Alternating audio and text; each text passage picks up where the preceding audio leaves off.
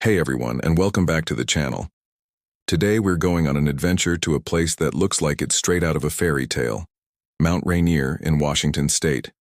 Imagine a giant snow-covered mountain so big it touches the clouds. It's covered in beautiful forests, sparkling rivers, and fields of colorful wildflowers. It's stunning, right? But what if I told you this beautiful mountain has a secret? A secret that makes it one of the most dangerous mountains in the world. Now, when you think of a dangerous mountain, you probably picture a volcano erupting with fiery lava, like in the movies. Mount Rainier is a volcano, a special kind called a stratovolcano. But the biggest danger isn't lava. It's something else, something much sneakier and muddier. Let's imagine you're building a giant sandcastle at the beach.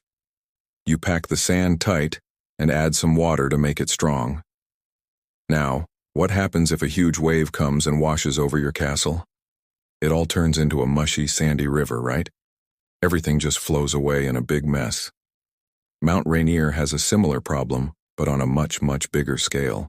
Instead of just sand and water, the mountain is made of rock, ash from old eruptions, and a huge amount of ice and snow. Think of it like a giant ice cream cone covered in rocky sprinkles. There are massive glaciers which are like permanent rivers of ice, sitting right on top. Some of these glaciers are thicker than the tallest skyscrapers. Now, Mount Rainier is not a dead volcano. It's just sleeping. Deep inside, it's still hot. This heat can slowly melt the ice and snow from the bottom up, creating hidden pockets of water inside the glaciers. The rock on the mountain has also been weakened over thousands of years by hot, acidic gases rising from inside the volcano. It's like the mountain's bones are becoming weak and crumbly. So you have weak rock, tons of ice, and hidden water all sitting on a very steep slope.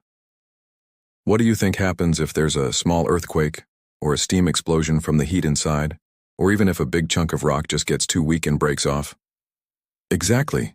It's like that giant wave hitting your sandcastle. A huge chunk of rock, snow, and ice can suddenly collapse. As this mixture tumbles down the mountain, it picks up everything in its path. More rock, soil, trees, boulders the size of cars. It all mixes together into a fast-moving, concrete-like river of mud. This isn't just muddy water, it's a thick, heavy, unstoppable flow. This terrifying mixture is called a lahar. Can you say that with me? Lahar. Lahars are the hidden thread of Mount Rainier. They can travel incredibly fast, sometimes over 50 miles per hour. That's faster than your parents drive on the highway. They don't follow roads, they flow down river valleys. And the scary part is, there are towns and cities built in these same valleys, some many miles away from the mountain itself. People living there might not even be able to see the mountain on a cloudy day and have no idea a lahar is racing toward them. Imagine a wall of wet cement, hundreds of feet high, roaring down a valley. It can bury entire neighborhoods in minutes, covering houses, schools, and roads under a thick, hard blanket of debris. Once a lahar stops, the mud solidifies like concrete, making rescue incredibly difficult. Scientists have studied the ground around Mount Rainier and found evidence of giant lahars that happened in the past, long before cities were built there. One of the biggest was the Osceola mudflow, which happened about 5,600 years ago. It was so massive it covered an area where over 120,000 people live today.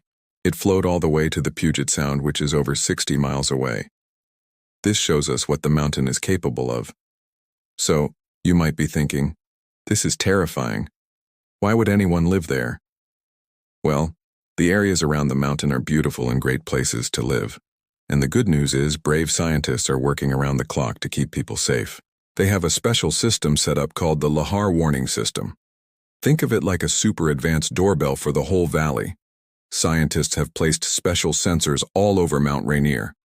These sensors are like the mountain's watchdogs. They listen for the rumbles of the ground that a lahar makes when it starts moving. If they detect the telltale vibrations of a lahar, they instantly send an alert. This alert triggers loud sirens in the towns down below.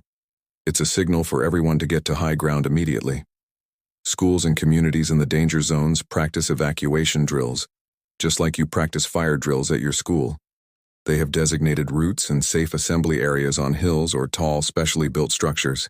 The goal is to get everyone out of the lahar's path before it arrives. Every second counts. This system is amazing because a lahar can happen even without a big volcanic eruption. A chunk of the mountain could collapse on a perfectly sunny day. That's why constant monitoring is so important. These scientists are true heroes using technology to protect thousands of lives. So Mount Rainier teaches us a really important lesson. Something can be incredibly beautiful on the outside, but it's crucial to understand what's happening on the inside. It reminds us that nature is powerful, and we have to respect that power. We can't stop a lahar, but by studying the mountain, understanding the risks, and preparing for them, we can learn to live safely alongside it. The beauty of Mount Rainier is breathtaking, with its icy crown and forested slopes. But its hidden power, the threat of lahars, is a serious reality. Thanks to science and careful planning, people in its shadow can be prepared.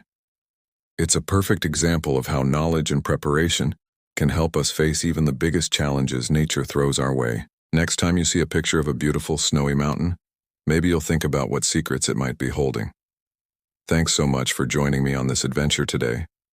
If you learned something new and enjoyed the video, please give it a big thumbs up. And don't forget to hit that subscribe button and ring the bell so you won't miss our next exploration. Stay curious, and see you next time.